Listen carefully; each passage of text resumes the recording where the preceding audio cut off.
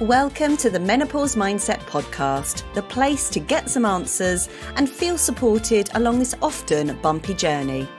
Many people sail through menopause, but many people don't. And so my guests and I are here to motivate you and inspire you so that you can make menopause a happier transition for yourself and for your loved ones. I'm Sally Garozzo and I'm an award-winning rapid transformational therapist, a menopause educator and the founder of the Sleep Superpower Academy. So without further ado, let's dive in. So my guest today was diagnosed with obstructive sleep apnea at the age of 30 after more than a decade of unexplained health problems. Once diagnosed, she felt very alone while navigating life with sleep apnea and adjusting to CPAP therapy. In 2020, she began hosting a weekly podcast called Sleep Apnea Stories. And by sharing her journey and encouraging others to tell their stories, it really helped her adjust and become more familiar with what she needed to do to help herself. Emma has been breaking down stereotypes of sleep apnea whilst also raising awareness of symptoms and treatment options. So Emma Cooksey, welcome to the podcast today. Thank you so much for having me. You are so welcome, and I am beyond excited to be talking to you because I have struggled with insomnia since the onset of perimenopause, and that has obviously brought up a lot of my own sleep challenges. I've often wondered if sleep apnea was part of the story because there has been snoring. I haven't really gone down this route with anyone. So this is the first time I'm talking to someone about sleep apnea and also wondering if there might be an element of it within myself as well. So we may come to that. So I don't know much about sleep apnea other than CPAP. And that no one knows much about sleep apnea, so that's why I have such a big task ahead of me. Right. And I spend all my time talking about sleep apnea and almost no one knows what I'm telling them. So yeah, thanks so much for having me. And just like, I think that you're not the first person that I've talked to who's like, I don't know anything about this. It's almost like CPAP is synonymous with sleep apnea, and that's all people know. Yeah. So I knew nothing about it. And for more than 10 years, you kind of talked about it in the intro, I went undiagnosed and I had a myriad of symptoms. So I was extremely anxious all the time. I was what they call I had excessive daytime sleepiness. But what I was telling my doctor was, I'm exhausted. I've got so much fatigue, right? But what was really happening with me was I was really, really sleepy because my sleep was so disrupted at night. Mm-hmm. So I went for more than 10 years and I was told all sorts of things by doctors.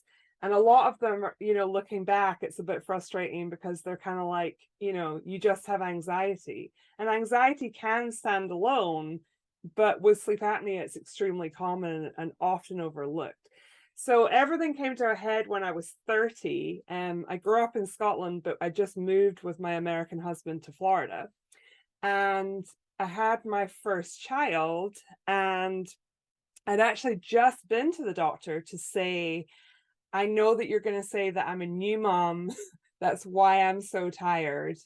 But my baby's sleeping through the night now, right? And I'm still just exhausted, can't keep my eyes open. So the doctor just said, but you're a new mom, and sent me away. And 2 weeks after that, I fell asleep at the wheel. So, which was the most terrifying thing that's ever happened to me. So I literally had that thing, and I know a lot of people can relate to that feeling of you just can't keep your eyes open and you're blowing air in your face and trying to stay awake. So that happened, and then I woke up and slammed on my brakes and didn't hit anything. And that was the impetus I needed to go back to that doctor and say, I just fell asleep at the wheel driving. I need to investigate this. And that's when I got what's called a sleep study. And I was diagnosed with obstructive sleep apnea. Okay, so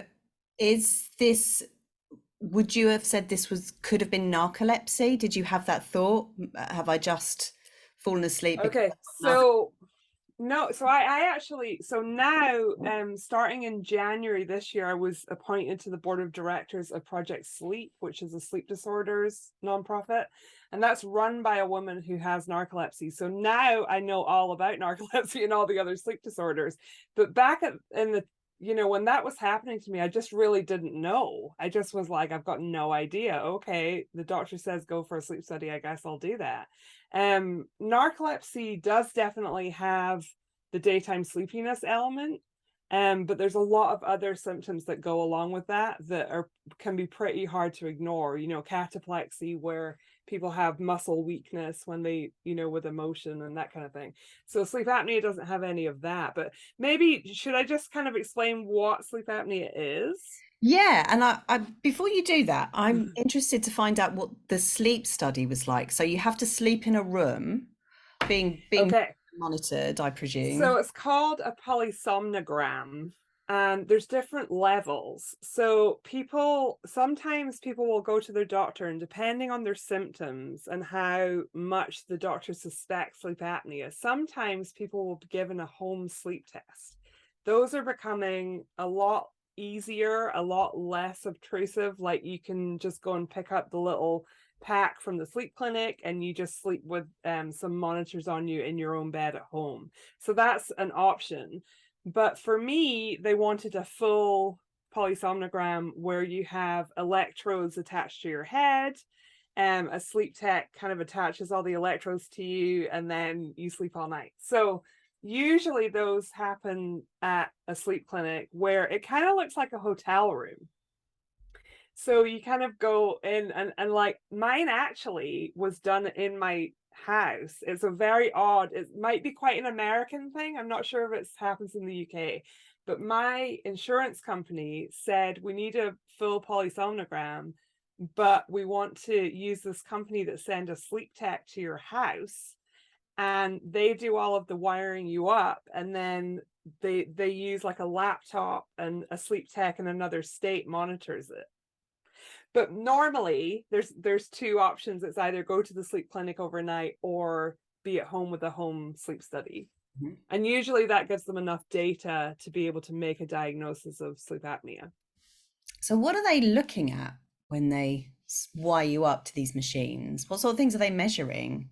They are measuring things like, so sleep apnea causes pausing in your breathing, Mm. right? So a couple of elements of that are really important are looking at the levels of oxygen, because your levels of oxygen drop significantly when you're not getting oxygen to your brain, right? So there's less oxygen in your system, so they're going to measure that. They also measure like your heart rate. um they look at the electrodes on your head, measure all sorts of brain waves for the Mhm. different stages of sleep. So they're able to kind of see, like you talked a little bit about narcolepsy. So with narcolepsy, they'll add another daytime portion where they see how quickly you go into REM, Yeah. because that's a sort of hallmark of narcolepsy. So yeah, they look at all sorts of brain waves. They also attach things to your legs to check if you have restless leg syndrome. That can also run with sleep apnea. Mm. And yeah, and your heart rate and your everything. They, like, I don't know, the whole report is just like has so much data on it. So when you stop breathing when you have sleep apnea, does the brain automatically wake you up to inhale? Is that why it's a restless night? So, just to kind of explain the physiology of it, Mm. what happens is you have a pause in breathing. So, for people that have central sleep apnea, that's where their brain is not sending the correct message to tell your body to breathe. So that's a lot less common than obstructive sleep apnea. With obstructive sleep apnea, the pause is caused by either a collapse in your upper airway, so in your throat, it's collapsing in on itself, or there's an obstruction, which could be like your tongue. A common thing is your tongue falling back into your airway and cutting off, like that space that you normally breathe through. Um, so I'm I feel like I should always say, like, I'm in perimenopause, so if I have to pause and be like, brain fog." Yeah, don't worry. Um, Me too. Me too. I'm having a sort of semi-burnout day today, so I'm totally there with you. yeah, well, that's good. That makes me feel better. So then what happens? So you have the pause, whether it's caused by your brain not sending the message or an obstruction or a collapse of your airway. So when that happens, your brain gets less and less oxygen. And so what happens is your brain starts sending out stress hormones to wake you up. It's saying, we're not getting enough oxygen up here. You need to breathe. And so that's partly why anxiety is such a big part of this for so many people, because all night you're stopping breathing multiple times and being woken up by these stress hormones. Well, for some people, and for people not familiar with sleep apnea, those pauses, or the number of times you stop breathing per hour, is measured with a scale called the apnea hypopnea index. And an apnea is when you completely stop breathing. A hypopnea is when your oxygen level falls a certain amount. So it might just be that your airways kind of narrowed but not completely obstructed. So anyway, they look at however many events per hour that happens. And less than 5 events per hour is considered completely normal. And which is astonishing, right? You would Yeah, think that seems quite a zero. lot to me. That's Zero seems normal. yeah. Mild sleep apnea, and we'll get onto this in a second, but mild sleep apnea is 5 events to 15 events. Moderate sleep apnea is 15 events to 30 events, and severe sleep apnea is 30 events and more. Wow. So some people are having, like so many of these. I mean, I've heard of people having, like 70 and 80 events an hour. Wow. So they're basically not breathing normally any of the time. They're just going from one pause in breathing, lots of stress hormones, waking up, gasping, and then doing it all over again multiple times all night. It must be exhausting. I mean, my heart's Exhausting. just going out to all these sleep apnea sufferers. And so what were Yeah. you? Were you moderate or? I was moderate. So when I first started out, before I knew anything about sleep apnea, it's worth saying that sleep studies are, like they'll show, if you have sleep apnea or not. But I would say that most sleep doctors will tell you it's a little bit difficult because it's based on one night, right?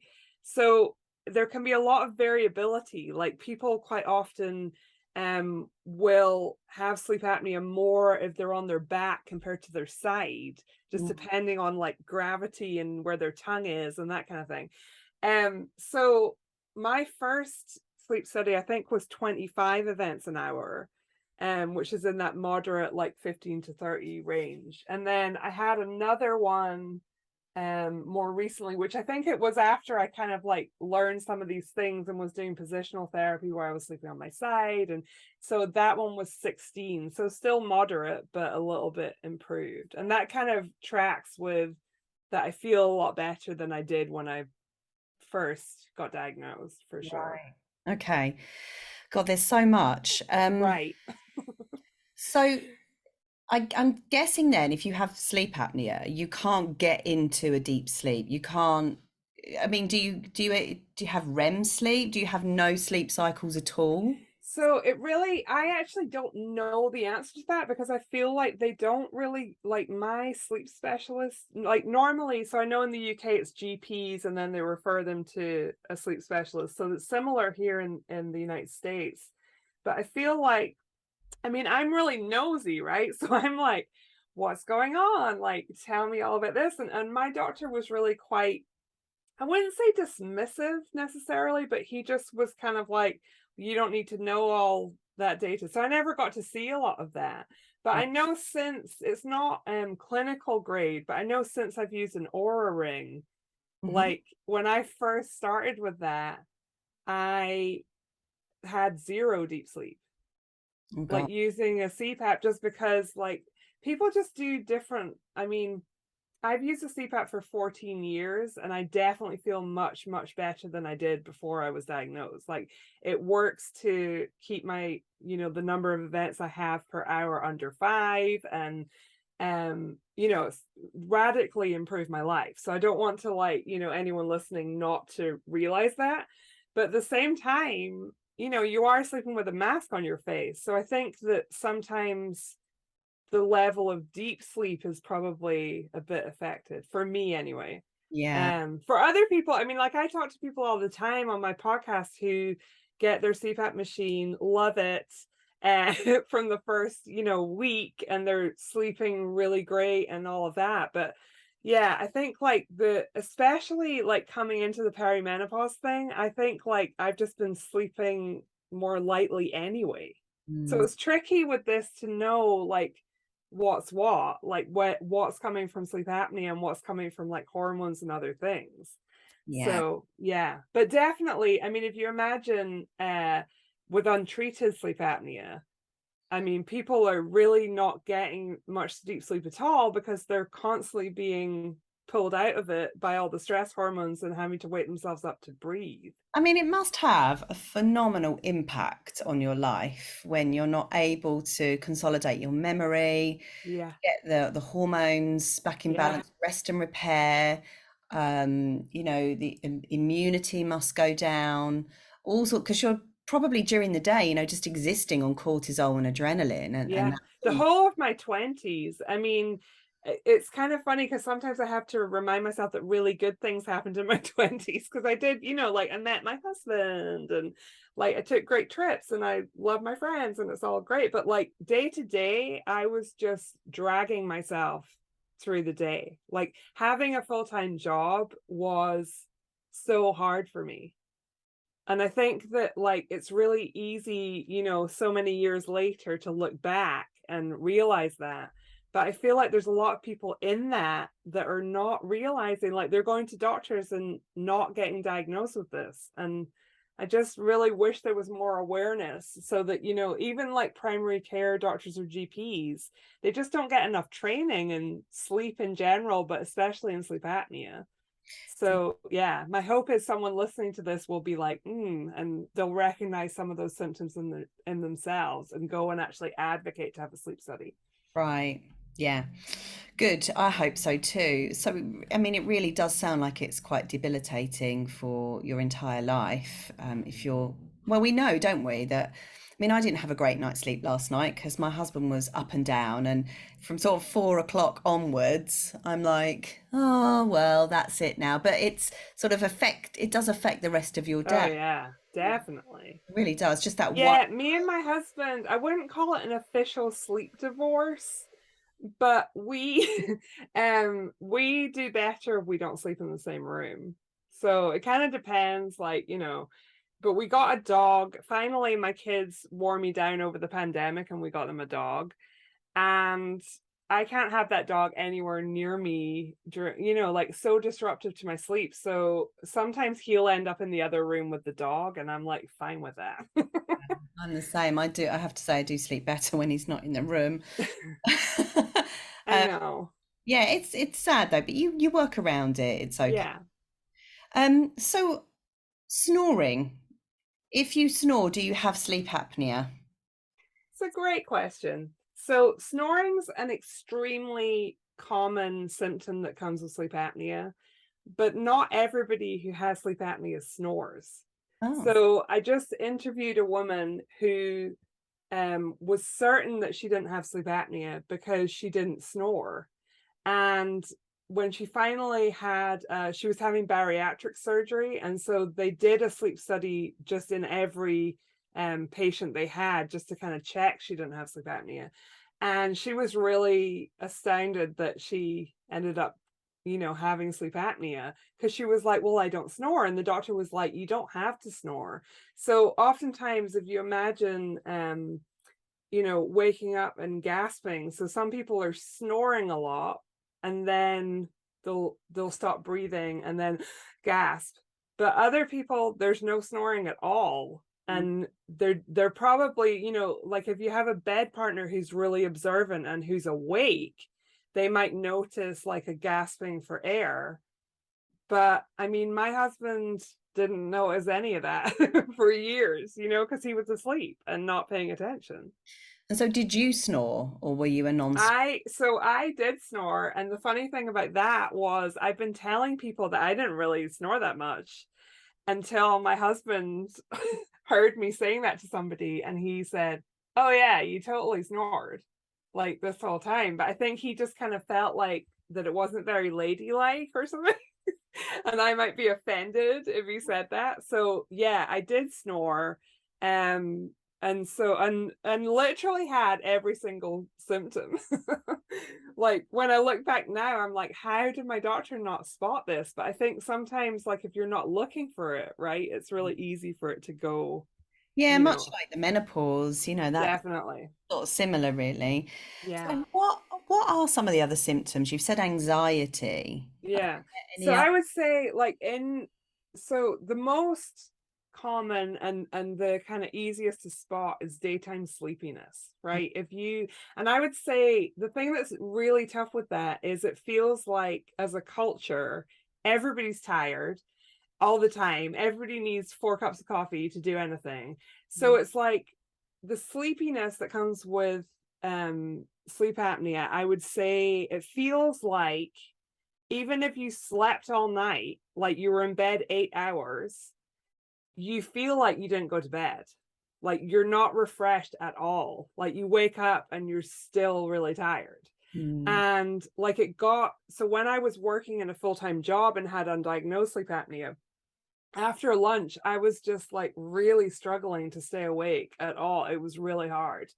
So I think that that's the first thing to really pay attention to. Like, I think there's so many other things that can cause tiredness, fatigue, right? Menopause, like all of these are gonna overlap with the menopause. So that's the first thing. If you are sleeping all night, I would say to anybody, if you're sleeping all night and you're still really tired every day, go and ask to be referred to a sleep specialist, because you just don't, there's no harm in ruling this out, Oh, right? wow, And yeah. any other sleep disorder for that matter, right? So that's the first thing. And then I would say snoring is extremely common. If you're snoring, especially if the snoring's new, like if you're a woman going into menopause and you start snoring where you never did before, that's, I mean, that's kind of something to pay attention to. So then another thing is anyone with you noticing gasp for air. So it'll look kind of like that, right? So another thing people can do is there's a thing called Snore Lab, I think. There's a couple of apps, but one of the ones I've heard about is Snore Lab, and I think it's free. And so if people don't have a partner, like, or they're not sleeping with somebody else in the bed, you can actually use that and it'll record any sounds that you make at night.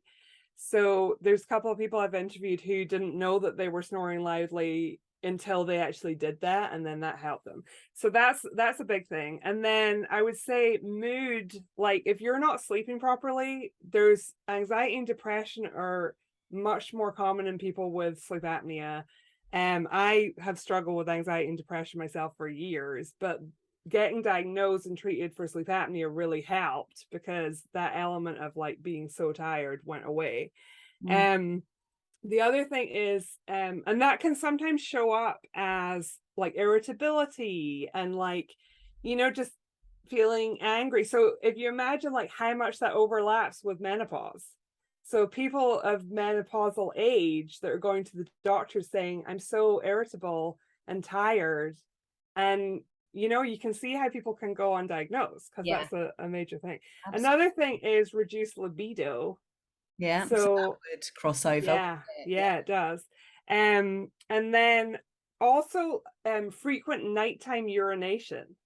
So oftentimes people like there's probably a level of like if you're getting up once to pee, that's probably normal.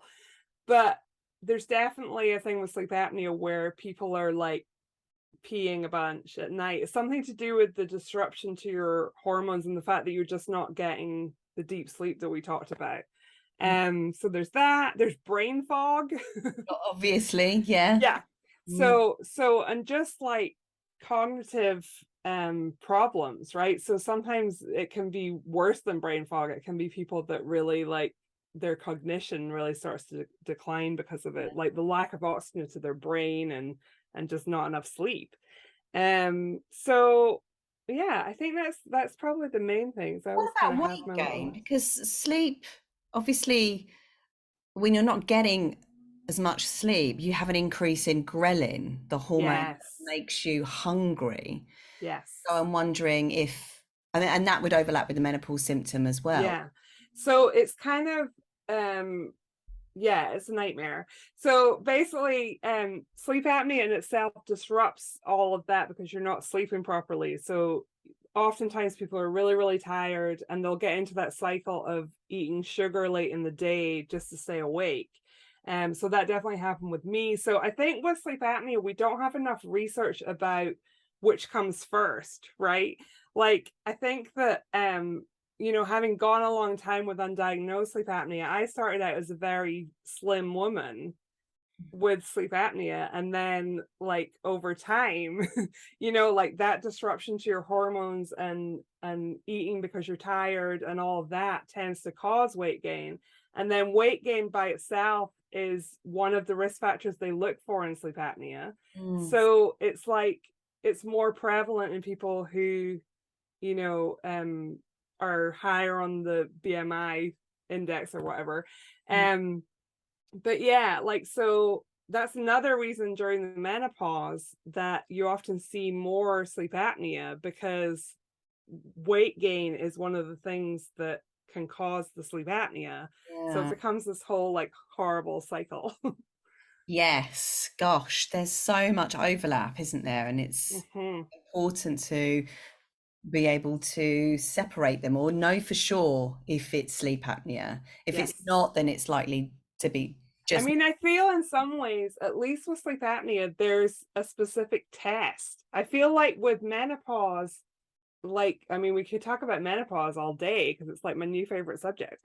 But I feel like oftentimes doctors are kind of looking at kind of a range of symptoms and saying, yeah, that's probably menopause. But it doesn't, I'm not sure that there's like specific tests they do all the time. They can test LH and FSH levels, Yeah. but it's not really reliable. Tests are not reliable because Yeah. LH and FSH moves around quite a lot during perimenopause. Yeah.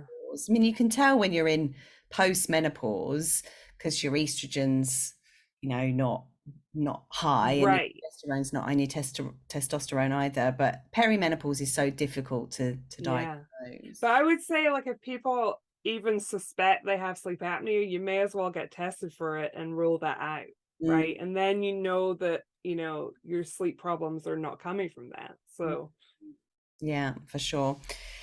Okay, so I've just been pondering something about the nervous system, and so I'm very much into polyvagal theory and this idea of, the sympathetic nervous system and the parasympathetic nervous system. So yeah. my experience, occasionally when I've had like a lot of anxiety and I've gone from being in the sympathetic state into that freeze mode, which is the Hmm. dorsal vagal branch, and you sort of you go a bit floppy, and in that mode your breathing becomes really small and really shallow.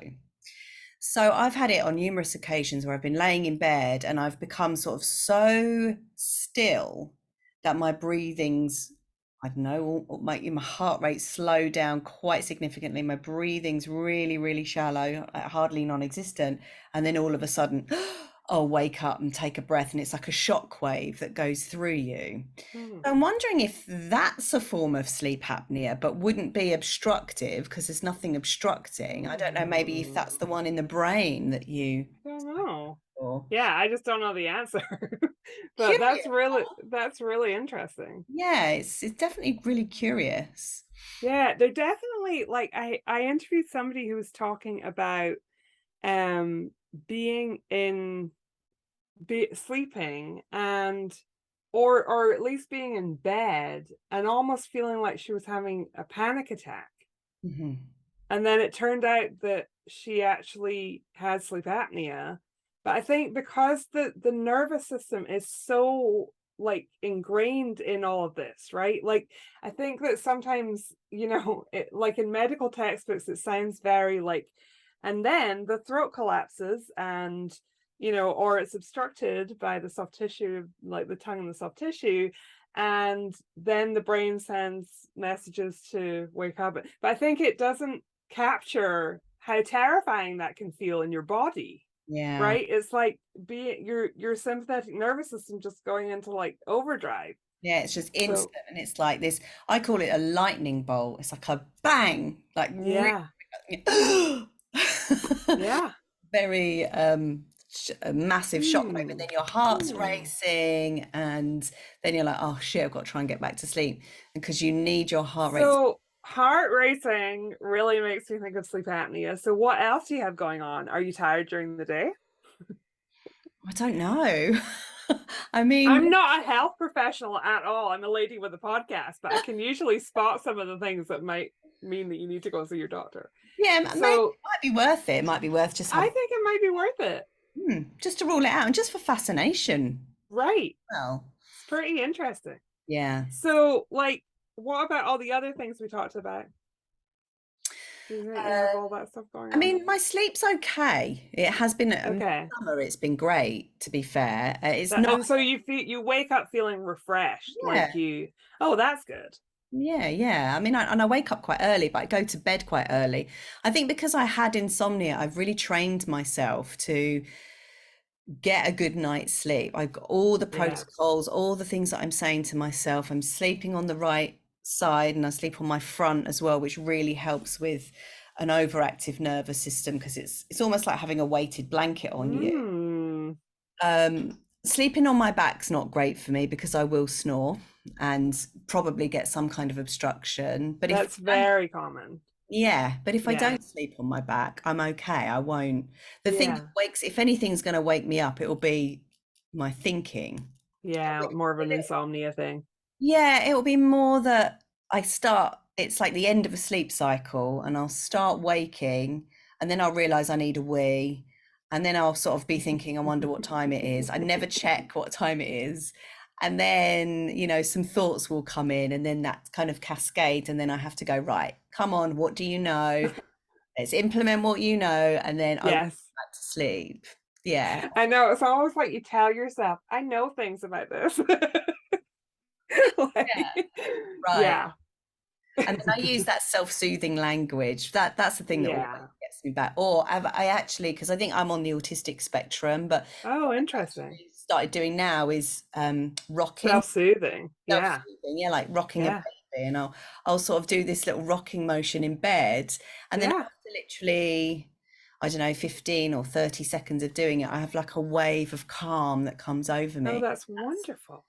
So that's quite, I'm sure it's really annoying for my husband, but it helps. I'm Whatever works, though. probably out for the count and doesn't even realize, because he's That's like my husband. It's like once he's asleep, there's nothing waking him up. yeah, It used to drive me bonkers when I had little babies. I bet. I bet. What a He'd nightmare. be like, "Oh, it seems like the baby slept really well last night," and I'm just like, "What are you talking about? I was up and down like 3 times," and he just sleeps through the whole thing. It's oblivious.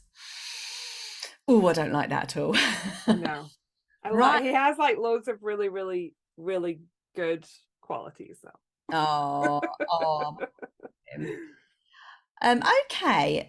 So, why is obstructive sleep apnea more common during or after menopause? Have we spoken about that? No, let's dig into it. So one of the things that we talked about before is oftentimes weight gain can be a factor in developing sleep apnea, just because there's like more fat and like the front of your throat. It just is a little bit more weight for your airway to kind of push against to stay open. So yeah, that's definitely a factor that happens during menopause. It's just really common.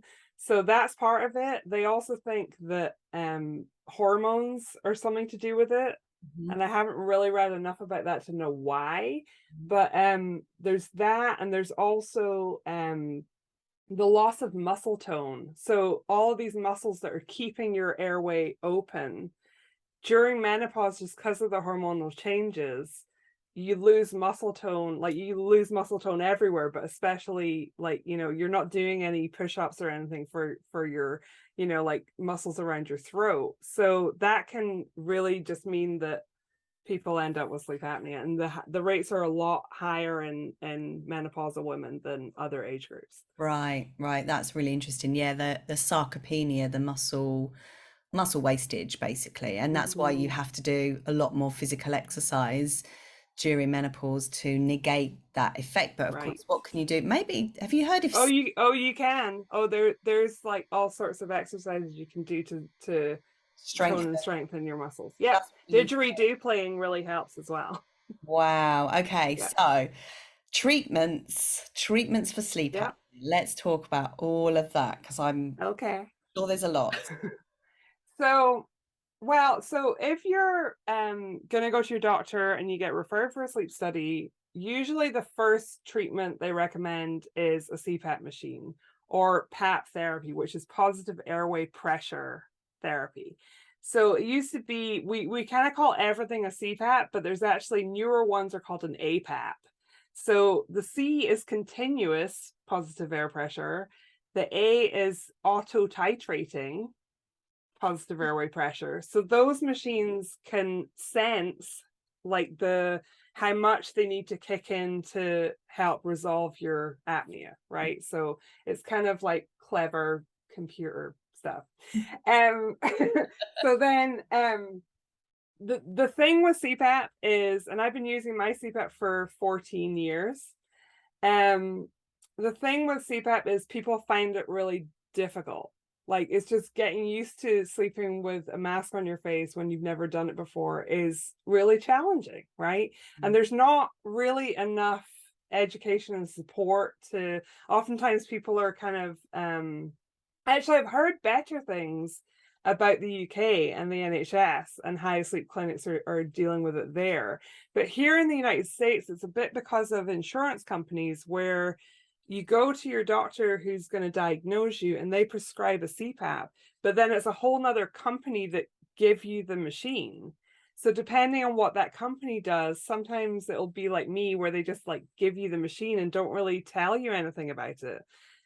Oftentimes people need to find the right mask for them, which can take a really long time. There's so many options now. So that's usually the first, like if somebody goes and gets a new diagnosis, that's going to be the first treatment option usually for most people. Just it's safe and effective, and like they've done so many, clinical trials on it, and doctors are just like, it's really effective and it's going to take care of it. But if you don't use it, it's clearly not doing anything for you, right? So the other things that are available are there are specialist dentists who fit something called an oral appliance. Mm. So it's either called an oral appliance or a mandibular advancement device. So what it does is draws your lower jaw forward. And what that does is it opens up the airway just a little bit. So it's not a huge movement, but people, the dentist who's trained in this will usually do a follow-up sleep study to kind of check, like with the appliance in your mouth, is it reducing the number of times an hour you're stopping breathing? So that's a really good option for a lot of people. It's usually only recommended for mild to moderate sleep apnea. So Yeah, people with severe, they don't normally recommend that. It just kind of depends on the case. So it's yeah, just because I was about going to working with think your if it's doctor. your tongue, that's not going to do anything, is it? Because your tongue Well, can. no, so if you draw your mandible forward, that actually does, because your tongue is attached to your mandible, Okay. right? Okay. So that's why it helps. But what that doesn't do a lot for is if your actual airway is collapsing below that. So Gotcha. then there's lots of new things. So there's a thing called XIOSA, which is a daytime, this is only for snoring and mild sleep apnea. Um, but I think they're actually doing more studies to see if they can use it for moderate and severe. But for now, it's only FDA approved, which is a thing in America, for snoring and mild sleep apnea. So that's a little thing. It's almost like, do you know what a TENS unit is? Mm-hmm. Okay, so it uses a similar kind of pulses of electrical, I don't know what you call that, Yeah, it's but putting current, yeah. Yeah, and so you place it in your mouth, and it essentially tones and strengthens your tongue, which stops your tongue from falling back and blocking your airway. So I interviewed somebody who had used it, and he said it was pretty straightforward. Like, it's like 20 minutes a day. You just sit with this thing in your mouth, and it kind of runs through a cycle. And then you use it for 6 weeks, and then he found that that got rid of his mild sleep apnea pretty well. So it just kind of depends on the person. And I'm not sure in the UK, like, whether that's in the NHS yet. It might be a thing to pay What's for. it called again? It's called Excite OSA, EXCITE OSA. Okay. So there's that. And then so for other people, so one of the other things for more severe cases, for people that can't deal with CPAP, is a thing called an Inspire implant. I don't know if you've heard of that. So it's basically, yeah, so this, I interviewed a woman that had this, and essentially what happens is it looks almost like a pacemaker, and they implant it in your chest, and they run a really tiny wire up to your tongue. So the nerve that is controlling your tongue, there's like a sensor in your chest which tells the device when you're breathing in, and it effectively moves your tongue out of your airway. Wow, that is Right? genius. Right. So I didn't really know anything about it until I talked to this one woman, and she was one of these people that was dealing with like actual cognitive impairment. Like, she was finding herself at her job and she couldn't think of words. Like, she was some sort of sales rep for a manufacturer who made like cameras, and she found herself having to give a presentation, and she was looking at a lens cap for a camera, which she would talk about like every day. And she was like, I can't think of the word of what that is. Bless her. Like, yeah. What So goes- it really was impacting her life a lot. And then she just couldn't get used to CPAP. But then she found this, and she had the implant done, and now she sleeps fine. So it just, people are so different, and the reasons they have obstructive sleep apnea are so different that it's difficult. It's like, that's why you're just like, you need to just kind of talk through it all with your doctor. But I think the point is, it's quite hopeful, because there's a lot of new treatments, like coming. There's also so I'm all down a rabbit hole at the moment with with so I was a mouth breather for years and years and years, and mouth breathing is not great for you. You should really be nasal breathing. So I don't know if you've read James Nestor's book Breath. I have heard of it. I've listened to a podcast and I'm sort of aware of it. Yes. Right. I'm just like, So okay, I'm going to breathe through my nose. I get it. yeah, I get the yeah. So for some of us, the whole mouth breathing thing feeds into just like a not great cycle where your tongue develops this low and forward posture, and your jaws don't really develop forward and out like they're supposed to. So that impinges on your airway because there's not enough room. So one of the things that I've been doing is myofunctional therapy, which is quite a brand new thing that I don't think's existed that long. But they have these people who are usually either a dental assistant or a dental I want to say hygienist. What did people in Britain say? Yeah. I feel like Americans say hygienist. So anyway, dental hygienists and also speech and language pathologists can then do extra training to become a myofunctional therapist. And what they do is essentially retrain you. Like, you do all these exercises to go back to how you're supposed to breathe, through your nose, and with your tongue in the correct posture, which is at the roof of your mouth and all that. So they've done studies where myofunctional therapy, like, by itself, it's not going to be a treatment per se for sleep apnea, but it can reduce the severity of sleep apnea. So I've found that it's really helped me. So there's things like that too. I suppose it's as well as alongside all of these incredible scientific hardware pieces of equipment that we also have to really take care of ourselves, that must be par for the course, you So know. one of the first things most doctors will talk about if people are overweight is weight loss. Mm. So I mean, I've heard it, depending on the severity of the sleep apnea, oftentimes doctors will say it seems like, it's mainly a positional thing, and go home and sleep on your side, not your back, and lose weight. So that's, like a thing that sometimes happens with people. So I definitely think that, um I mean, you'll be hard pushed to find a sleep specialist that doesn't talk about weight loss as well. Yeah, for sure. I do think it's hard though. I think it's hard It's for really people hard. in that cycle going Yeah, through menopause where your metabolism's slowing down anyway. You're absolutely exhausted. You yeah, can't really do the level of cardio that you need or the level of weight training that would be yeah, good for you. So it's actually really hard to lose a lot of weight if you're in that situation. yeah. I think you Oh, definitely. I mean, it's kind of funny because I'm kind of like, yeah, people should lose weight. But then when I think about my own, like I just came from my annual physical with my primary care kind of GP lady, who's really nice and a bit long suffering with me. um, so, and of course we're kind of talking about that, but I think that it is a strange time in your life. So I'm 45 and I'm just definitely on the cusp of perimenopause. Like there's some stuff happening where I'm like, I think that's what it is.